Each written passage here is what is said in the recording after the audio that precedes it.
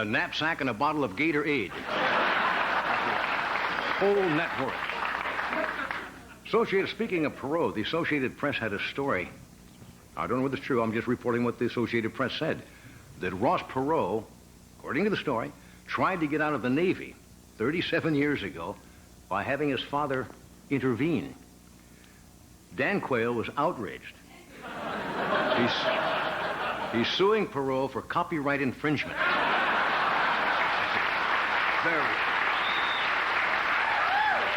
Anyway, you know that satellite the astronauts got back into the Endeavour and put the motor on?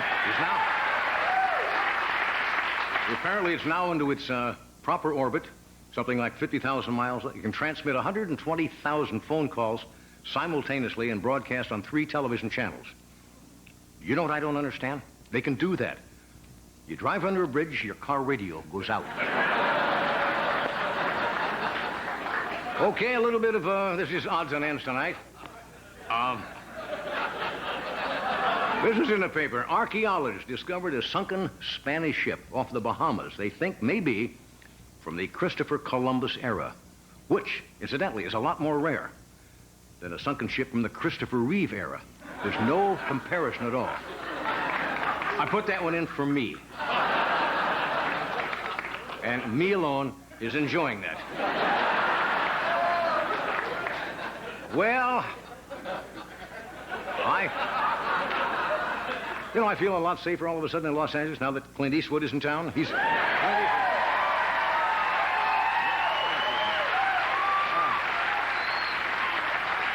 Along with Clint tonight, Mr. Bob Hope.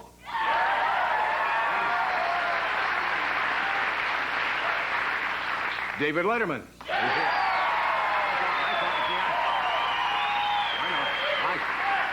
I thought that Dave was coming to see me. Actually, he's going to plant himself at the desk and claim squatters' rights. So, stay where you are. We'll be right back.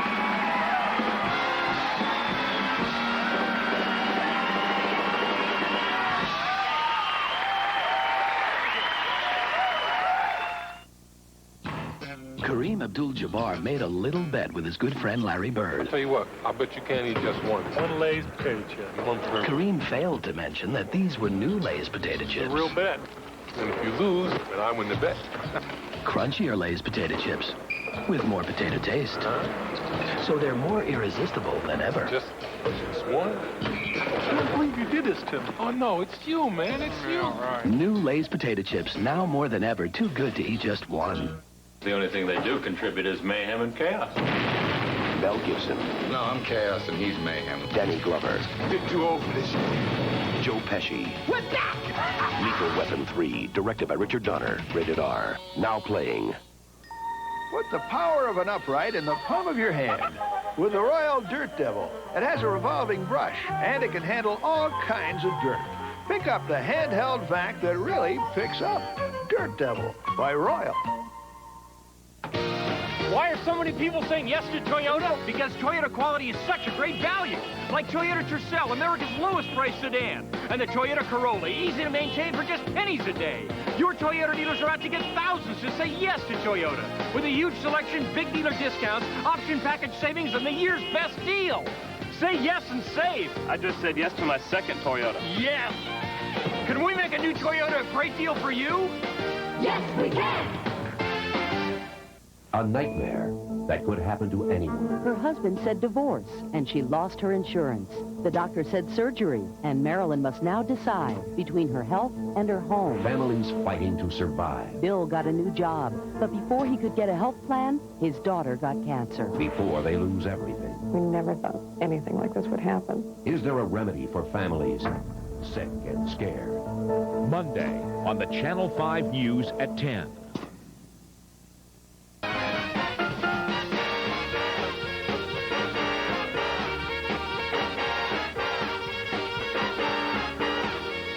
All right, folks, now, over the years, we have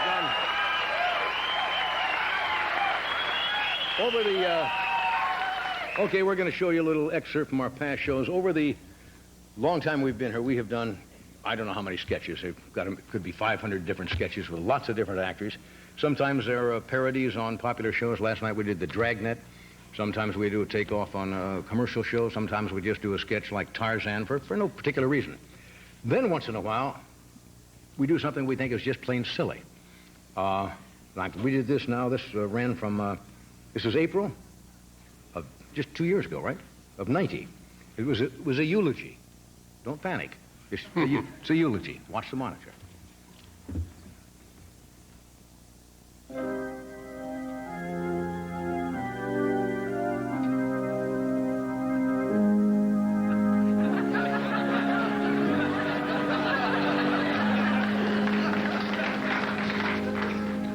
Thank you all for coming. I know Joe would have been pleased and gratified. Joe, as you all are aware, was one of the finest editors we've ever had at Roget's Thesaurus. Probably the best thesaurus man in the country. He was the finest, the top, the #1 man. He said to me once, Bob, Robert, Bobby, after I'm gone, I'd like you to say a few words to my friends, my pals, chums, comrades, buddies.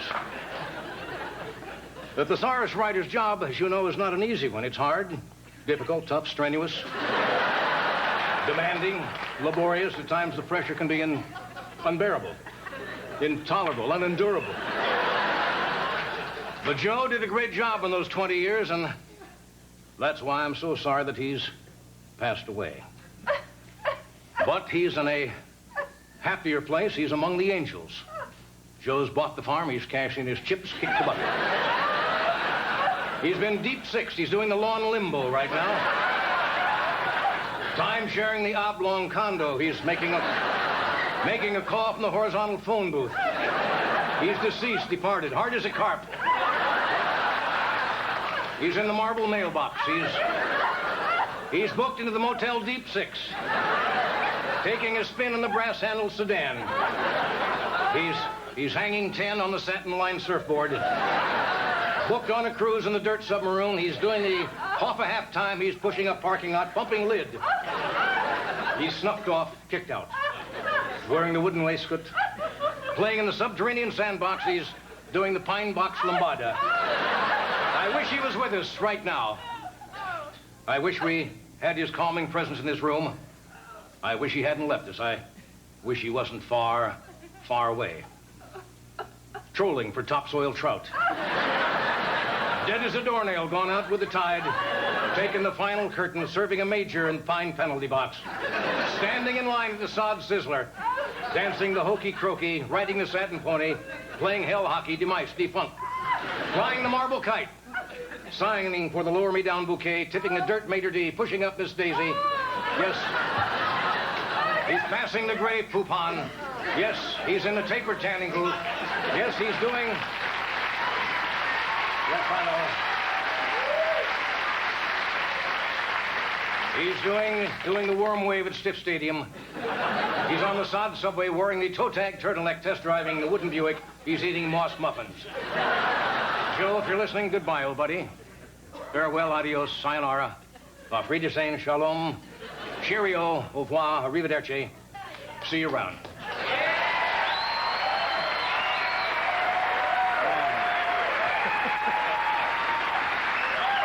Okay. Well, what do I got here? One of our guys in our band, one of the great horn men of all time, great jazz trumpeter Conte Condoli, is going to be appearing at Schoenberg Hall at the UCLA campus in Westwood on May 13th. It can't be May 13th. That was 2 days ago, May 13th. On May 19th, right, Conte? Yes. And I got a copy, and look at this. You got to see this. This is his new CD called Sweet Simon, featuring Pete Chrisley of our band on tenor sax, and dedicated to Conte's wife's 23-year-old cat, Simon. That's Sweet Simon, who is no longer with us. Yes, he's pushing up the litter box. That's right. He's in the fine hefty bag. I didn't know, Conte, I didn't know. That was very touching.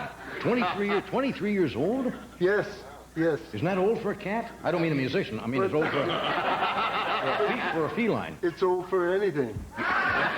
I guess it is. 23. What did the cat die of? Just old age. Mm-hmm. That would do it. What kind of sleep? We didn't even know you were sick. I didn't know. Oh, I know, man. I should have let you know. Did he linger or just... No, it was pretty quick. Oh, that's good. You hate to hasty, I guess. What? Hasty. Yeah, you hate to see them just, linger like that. Condolences to your cat. Condolences to a cat. I'm talking to a grown man here who's saying condolences on a 23 years old. How long could the cat hang on? Rest of this week and next week, we're going to have Robin Williams with us, Bette Midler, Roseanne Arnold, Jack Lemmon, Mel Brooks, Tony Bennett. Mel Brooks and Tony Bennett were on the very first show we did October 1st, 1962 in New York. The only two people left were on that show. Well, not counting us. I mean, what? If you want to count us. Oh, that's right, of course. We're still left. Yes, you sound like Peter Herkos. I meant 4 were alive. Okay. Got all this business out of the way. My cat died. We'll take a break, and Clint Eastwood is here, Dave Letterman, Bob Hope. Hey, folks.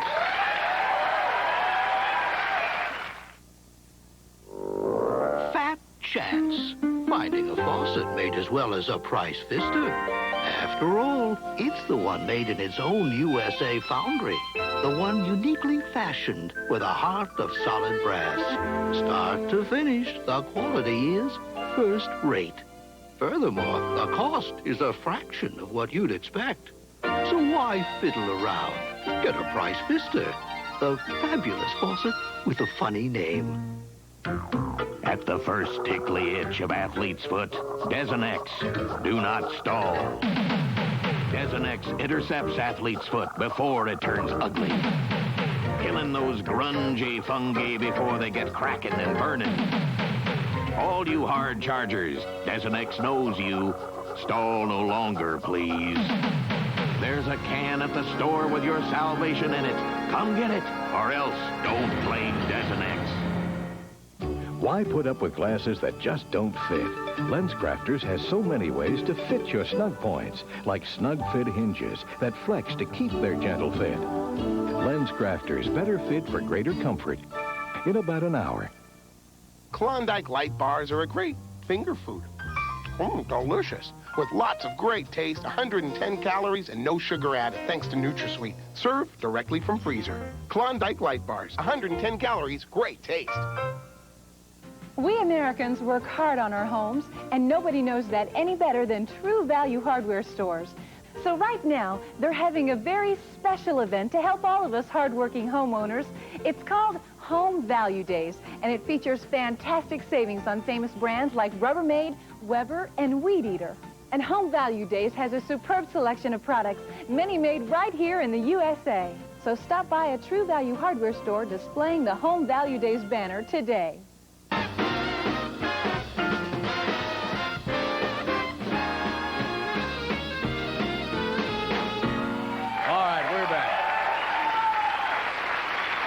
Here's a great pleasure to welcome my first guest tonight, one of the world's most popular actors, Mr. Clint Eastwood.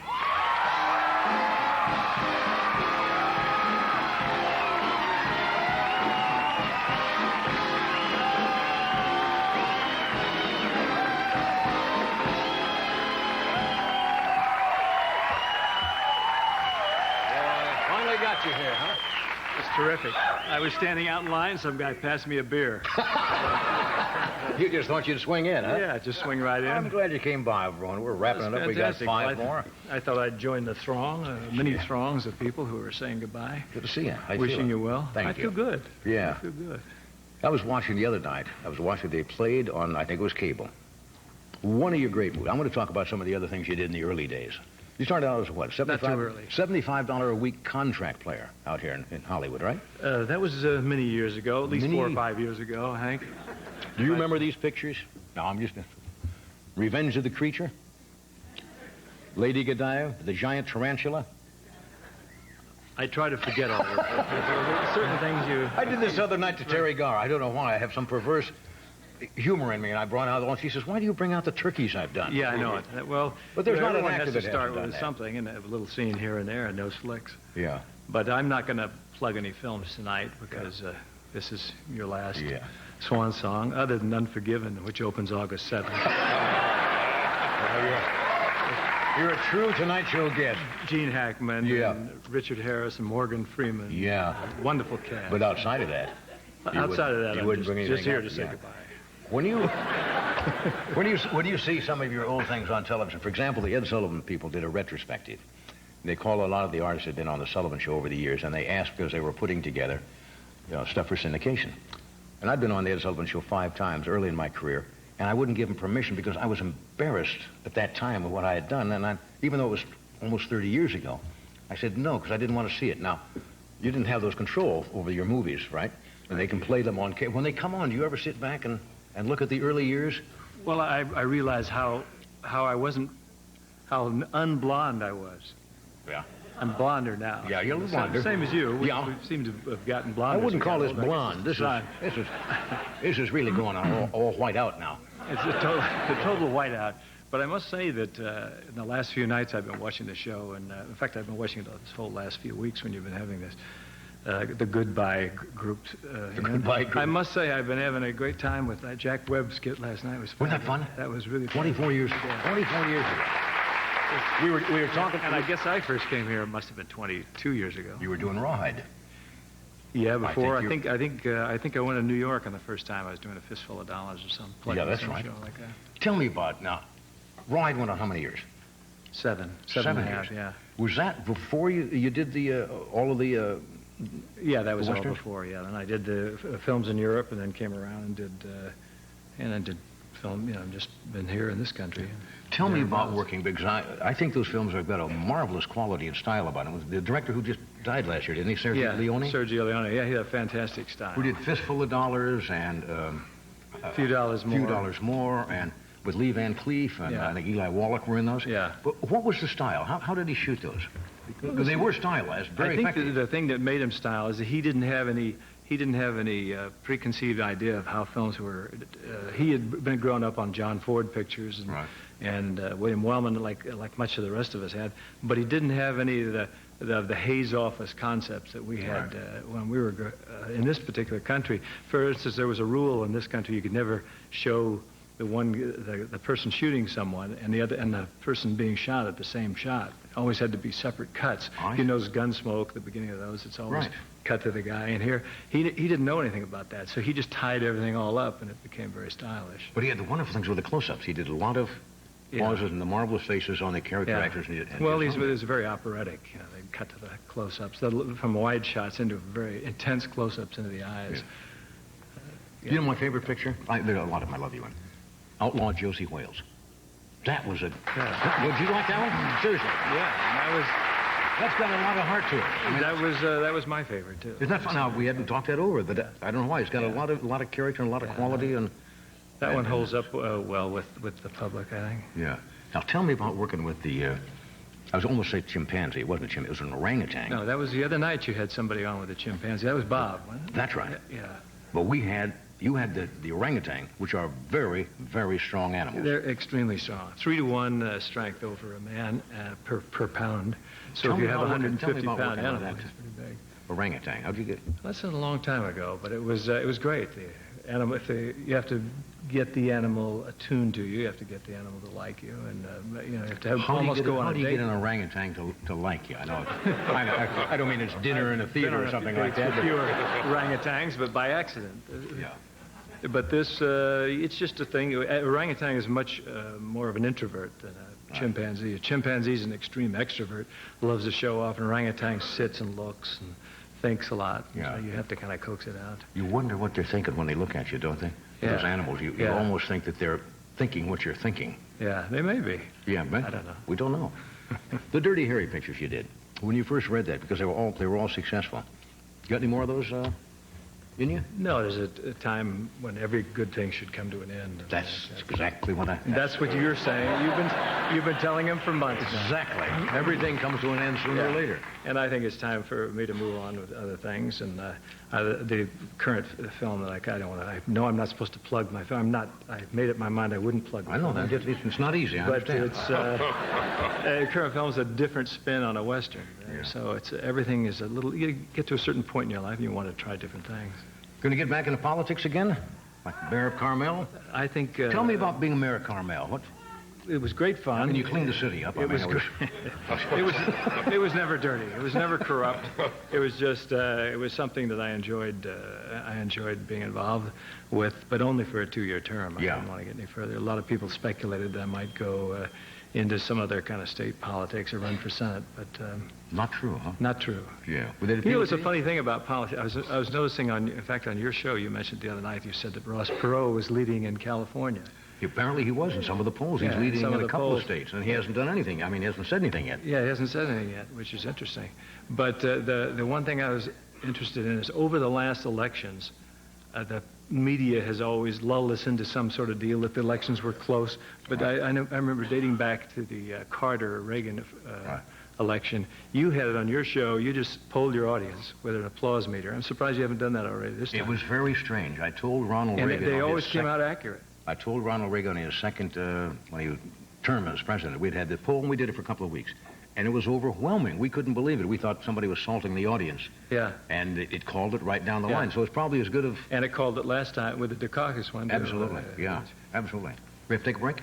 We're going to cut away. Stay where you are. We're coming back. You know, I told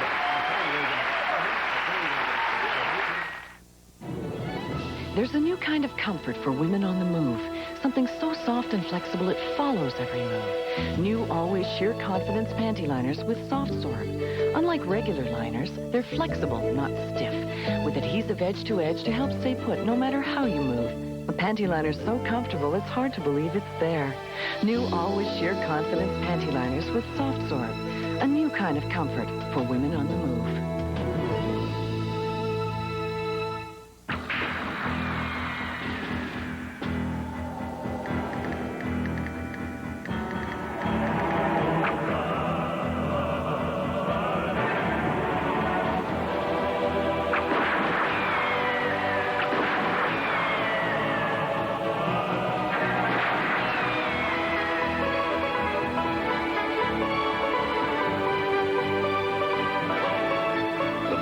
Taste of Bullseye tastes the best.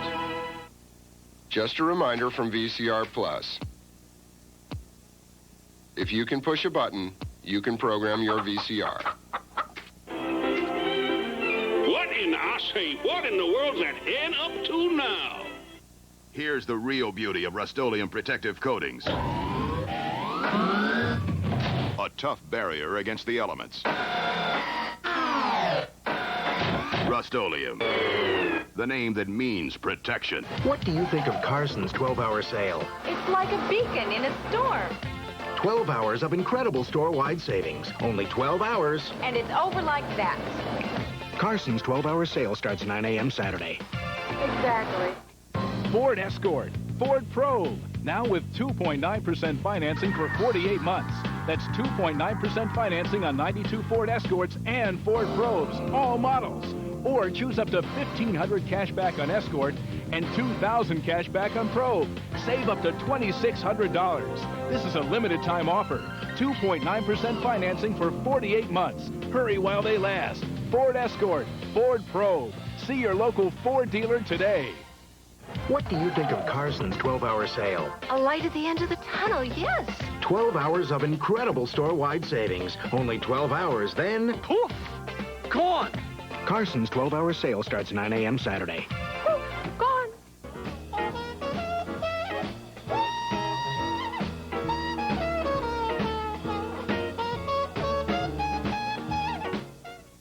After a last visit to Johnny's show, Dave comes home to late night. You know I love you. With Jerry Seinfeld, Cracker, and Amy Madigan tonight. Unsolved Mysteries comes to Sunday in a feature-length event. Real-life UFOs, the shocking government cover-up. We do not deny UFOs exist. Unsolved Mysteries, Sunday at 7. Help America's team bring home the gold by bringing home this week's U.S. Olympic fundraising pins for 99 cents each at Jewel. Get the Summer Games pin when you buy a 20-ounce loaf of butternut bread for just 99 cents.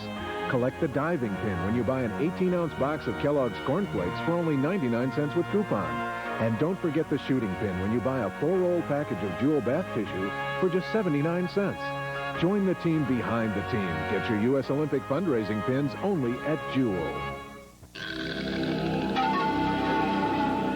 Car and Driver has named it to its 10 best list 4 years in a row.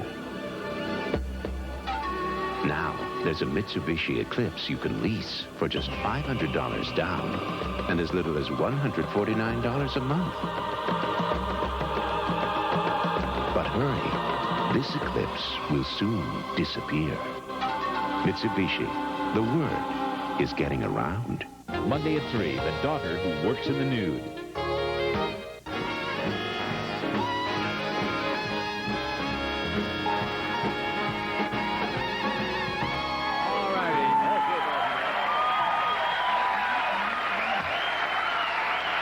Okay, boys and girls.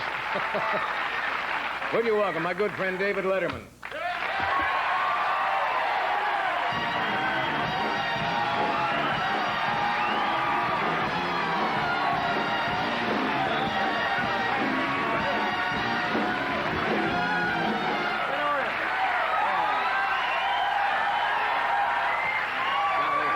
Thank you very much. Isn't that nice? You betcha. You can't beat Marines on leave. Thank you. Yes, please. Johnny. Let me get this straight. David, yeah. You've been on the air 30 years. Yeah, right. You're down to your last week, 5 shows. Right. And you spend 20 minutes of that time talking to that guy about his cat. That's right. And if you stay on another 20, you'll be talking to the cat. And Clint, one night, Clint, would it have killed you? One night to wear a tie. I don't know. You know, it's a big deal. Why not? It's not a barbecue. They're booing you. What is this, a Friar's roast you're doing all of a sudden?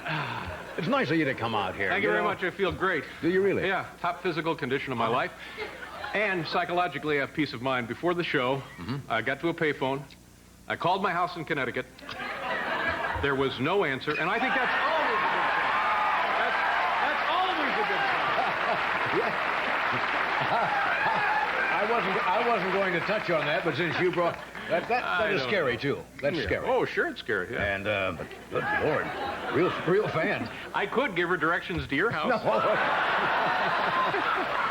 Mr. Free Time. You got it. Well, maybe I'll come back to New York and hang out with you a little bit, or... You know, oh, yeah, please do. Sure. You know, that brings up an interesting point. All right, what is that? Let me get into this. Okay. Here's what I'm getting a lot of. I'm getting a lot of this, are you going to miss Johnny? Are you going to miss Johnny? Am I going to miss Johnny? Are you going to miss Johnny? It's boring, I know that. Are your folks going to miss Johnny? Or is your clergyman going to miss Johnny? Is Daryl Gates going to miss Johnny? Or the Dodgers going to miss Johnny? I think there's another perspective to consider. Sure. All right. First of all, you're not passing away. That's right. You're still funny. Thank you. You're vibrant. You're charming, energetic, entertaining, a very nice guy.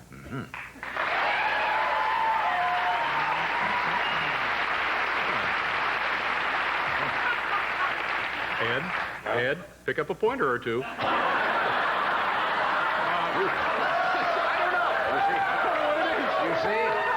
You caught me off guard because I thought, he's setting it up, and you're going to take swerve to the right and do a joke, and you didn't. Yeah. Okay, so you're alive, you're healthy, you're energetic, still vibrant, very all of entertaining that. man. Right.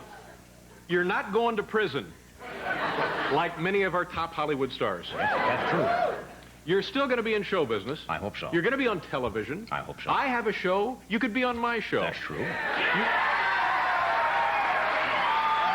Can I ask you a question? You could be a guest. You could be a guest host. I don't know about that. Come to think of it, you can have the damn thing.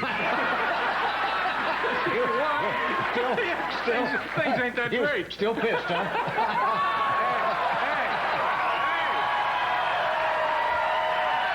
Still chomping at the bit there. Look, about guesting on your show, do you pay what we do? Same fee? Yeah, I believe Then forget it. We'll work for that kind of money. I think what people have to keep in mind now, in considering this, is the achievement. 30 years nightly entertainment, dominating television, and becoming a significant fixture in American culture. That's, I think, what we have to keep in mind here. Now, nightly entertainment, sure, I know the last 10, 12 years, what was it, like one night a week? Is that? That still does not diminish the achievement. Couldn't go straight through with it, could you? You couldn't go straight through with it. And then what people want to know regarding Ed, and it's none of my business, but I hear this, and you saved your money, right? Oh, yeah. All right, there you go. Sure. Now, so it's a happy ending for everybody. You asked me one day, you're kidding about the frequent vacations, and that's true. But you asked me on your show one night when we first started the show. A lot of people didn't remember this. We went on in New York City live at 11:15 in the morning at night, and we went until 1 o'clock in the morning. Yeah. An hour and 45 minutes every single night of the week. And I want to tell you, after a couple of years, you are blinking a lot. We had about 20 of one authors would be coming in, you know. Here's Mrs. Potty Klosnick to talk about 18 ways to make lasagna. I mean, you would go for anything. You know, we still use her. Do you really? Don't throw anything away. You'll find it's like a slaughterhouse. You don't throw anything. You use everything. Keep everything you can. So, what else is new in your life? Did you just fly out or just get in town? Yeah, I just got in town yesterday. You know, this is funny. It occurs to me when I heard Clint was going to be on the show. He and I met years and years ago, and I'm not sure if he remembers this. From the look on his face, he doesn't. Yeah. I was doing stand-up comedy. I'm still working on the tie part. Oh, it's it's But I know you got the gym socks, so you still got the gym.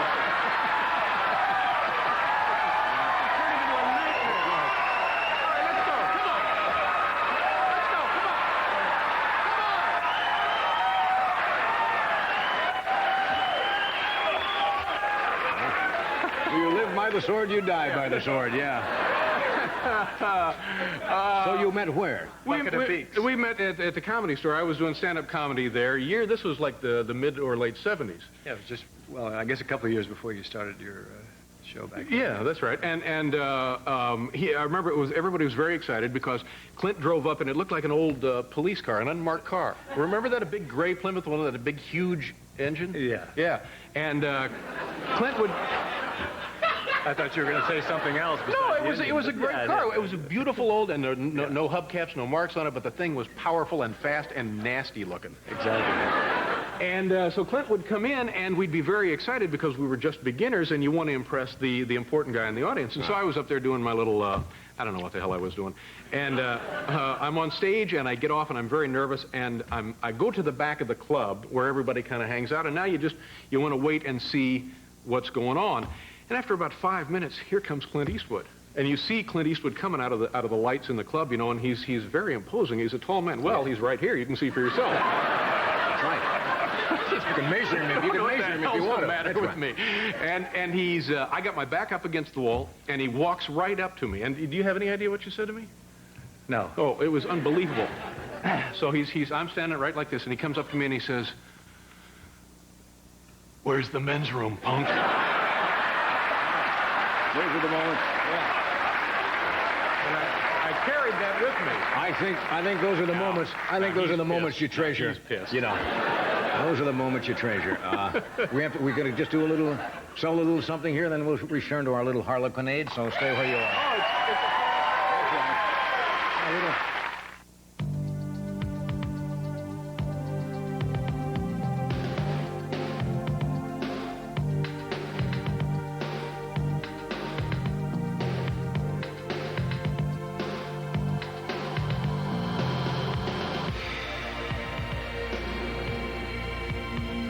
Fresh, pure, and natural. The only beer with the genuine taste of the king of beers, Budweiser. For tires, there's only one name I look up to. America's #1 name in tires, and there's one tire store that I trust. Is now at America's #1 tire store. Goodyear comes to Sears, and all Goodyear Eagles at Sears are on sale. Save up to 25%. What could be more American Goodyear at Sears. All Eagles now on sale at Sears, America's #1 tire store. Who's gonna back you better than Sears? For those who appreciate the finer things in life, now comes the new Hoover PowerMax. The first cleaner with built-in tools and hose and microfiltration for cleaner air. That's also self-propelled. Good night, sir. Luxury cleaning. Hoover invented it. Sure. Unsure. Sure. Unsure. Sure Solid has the most effective wetness-fighting ingredient you can buy. So when dryness counts, be sure to be dry. Why are so many people saying yes to Toyota? Here we go. Because Toyota quality is such a great value. Like Toyota trucks rated best resale value in its class. A real value to maintain, just 12 cents a day. Your Toyota dealers are out to get thousands to say yes to Toyota. With a huge selection, big dealer discounts, option package savings, and the year's best deals. Don't miss your chance to save. More truck for the money. That's why I said yes. Can we make a new Toyota truck a great deal for you? Yes, we can.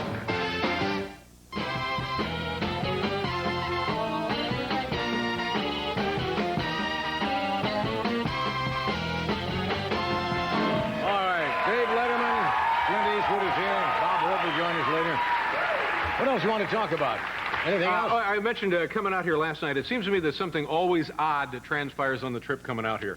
And this is a little experiment for me, a little story, a little reminder how people who seem odd, if you're sensing some oddness about a person, 99% of the time, it'll turn out that they are odd. Yesterday, I left New York City, flew out here at Delta. We love to fly, and it shows. Right. I hate those airlines that are just in it for the money. I just... So... It's kind of a rolling laugh. Yes, it is. Yeah. And we get on the plane, and the people couldn't be nicer. The service is great, and it's clean, and I'm relaxed, and I'm happy. And a woman sits down next to me, and she's nondescript, is the only way I can describe her. Yeah. Just doesn't, there's nothing significantly strange or unusual or interesting about the woman, just nondescript. Bland, yeah. Now, when this happens, and I'm going to be on a long flight, I take defensive measures. I'll usually look right at the person, get them right in the eyes, and I'll say to them, "Think we'll see any flying saucers?" They'll leave me alone. That's fine.